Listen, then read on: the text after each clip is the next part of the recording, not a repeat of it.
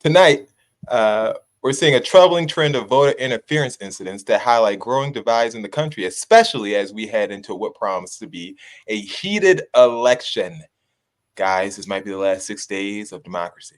First, a disturbing case in Florida. A West Palm Beach man identified as Nicholas Farley is now facing up to 10 years in prison after he allegedly drove through a polling site, shouting racist slurs and intimidating people waiting to vote. Witnesses say he was circling a parking lot aggressively, blasting offensive music and making threats that left at least one campaign volunteer feeling like she had to leave for her own safety.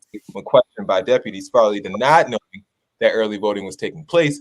He then volunteered the name of a pro-Nazi website out of the blue and launched into a racist lecture, repeating and supplementing the slurs of witnesses accused him of using in the library's parking lot. So that's story number one. Then, you guys, the state of Pennsylvania, a woman named Valerie Biancanello, an RNC delegate, was actually arrested in Delaware County for reportedly encouraging people to stay in line to vote. According to officials, her actions were seen as disruptive, while Biancanello claims that she was just trying to prevent voter suppression. This incident has raised questions about the balance between supporting voters and ensuring order at polling stations. And finally, in a more direct attack on the voting process, early morning fires were set in ballot drop boxes in Portland, Oregon, and Vancouver, Washington. And in Vancouver, the flames destroyed hundreds of ballots before they could be collected. Officials called it a direct attack on democracy, and the FBI is investigating. But with similar attacks reported earlier this year, there is a clear worry that voter intimidation and election tampering may escalate further. So I guess here's the question we're all asking. What do these incidents say about the state of our democracy, and do you think this will actually have an outcome on the election? Now, these people can get ballots sent back to them, replacement ballots. But they will still have to fill those ballots out and take it back to the drop boxes again.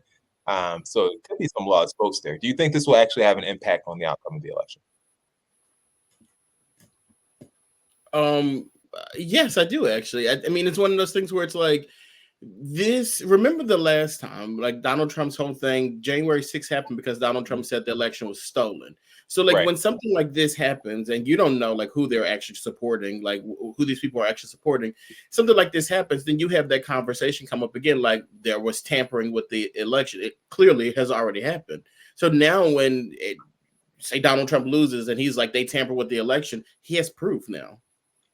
I mean, but who tampered? Who is they? But it doesn't matter though. Like, I mean, think about it. Last time there was no proof before, and he ran with it. Like now you have proof that someone tampered with the election. You have no idea what they did with it, but they tampered with the election.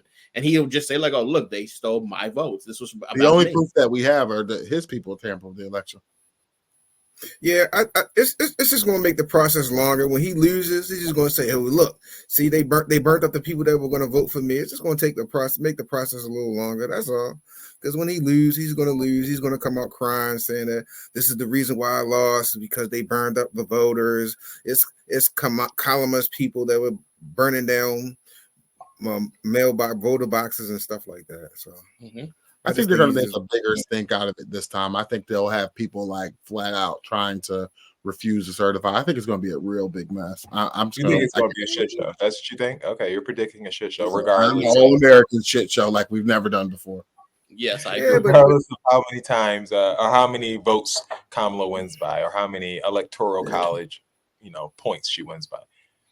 Yeah, but you see this stuff ain't happening in no urban areas because them inbred hillbillies ain't coming to Philly. They ain't coming to Bmore. They ain't doing none of that. They gonna stick to wherever that white guy was from and excuse my language, York, Pennsylvania, places like that where you got 2,000 voters. Yeah, come on over here to Baltimore and do that, buddy. Come on over here to Park Heights. And try to burn up some ballot boxes. We'll give you something more than a chicken box and a half, buddy. Come on.